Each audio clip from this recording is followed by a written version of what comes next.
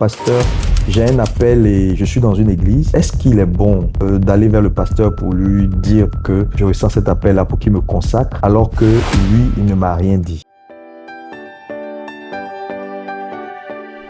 Bon, à cette question, je voulais apporter quelques éclaircies importants. Lorsque Dieu vous envoie dans une église et vous met sous une autorité, Jérémie 3, verset 15, « Je vous donnerai des bergers selon mon cœur, qui vous paîtront avec intelligence et sagesse. » Ça veut dire, avoir un berger est le don de Dieu. On ne choisit pas un pasteur, c'est Dieu qui te donne un pasteur. Il dit, « Je vous donne. » Tu peux choisir tes vêtements, mais tu ne peux pas choisir un berger. Donc, quand Dieu t'a mis sous un berger, la responsabilité est grande. Ça veut dire qu'il y a un lien spirituel entre toi et le berger. Donc, il faut faire très attention.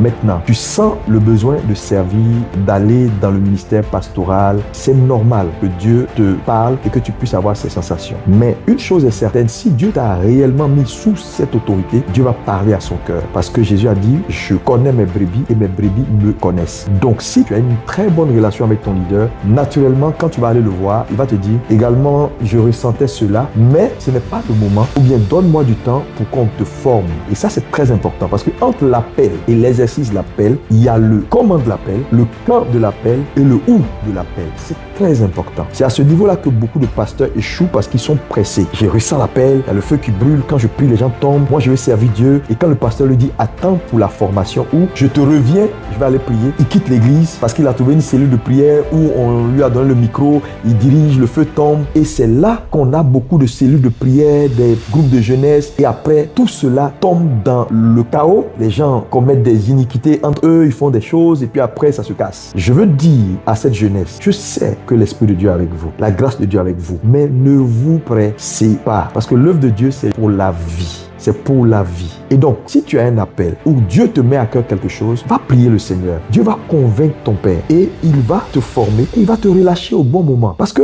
regardez par exemple, quand Dieu rencontre Paul sur la route de Damas, c'est Jésus lui-même qui rencontre Paul dans une vision. Mais qu'est-ce que Jésus lui dit? Jésus lui dit, amenez-le voir Ananias pour que Ananias le forme. Il était aveuglé par la vision qu'il avait vue. Et attends, comment tu peux rencontrer Jésus et puis aller vers un homme après? Voilà le paradoxe. Parce qu'aujourd'hui, quelqu'un dira, Jésus m'a parlé directement, moi j'ai plus besoin d'un pasteur ou bien d'aller voir quelqu'un. Il va démarrer son ministère en même temps. Quelqu'un qui a rencontré Jésus démarre son ministère en même temps. Mais là, malgré que ce soit Jésus lui-même, Jésus le renvoie vers un homme. Pour vous dire simplement que c'est une leçon spirituelle que la Bible nous enseigne. Un homme qui ne sait pas se soumettre à une autorité spirituelle ne saura jamais se soumettre à Dieu. Je répète, un homme qui ne sait pas se soumettre à une autorité spirituelle ne saura jamais se soumettre à Dieu. Voilà pourquoi, quel que soit ce que vous recevez, allez voir votre Père et négociez avec lui. Regardez Élie et le prophète Samuel. Il était petit. Dieu appelle Samuel au ministère. Samuel entend la voix de Dieu, mais il va vers son père. Samuel entend la voix de Dieu, il va vers son père. La troisième fois, son père lui dit, si tu entends encore, voilà ce qu'il faut faire. Parce que je vais vous dire, quel que soit l'appel que Dieu vous donnera, celui qui sait le comment est l'autorité que Dieu a établie sur vous. Mais quand Samuel lui dit, Élie lui dit, dis ça à Dieu, Dieu ne lui dit pas, mais ces paroles-là ne sont pas de toi. Mais c'est sur la base de ces paroles-là que Dieu parle à Samuel et envoie Samuel dans sa mission. Pour dire simplement, regardez le cas d'Élie et d'Élisée. Aujourd'hui, le drame, c'est que les gens ne veulent pas suivre, ne veulent pas être patients. Ils sont pressés, ils veulent exercer, ils veulent créer leur ministère et malheureusement, c'est des choses qui ne durent pas. Et nous voyons aujourd'hui de jeunes ministères, de jeunes pasteurs qui démarrent l'œuvre, mais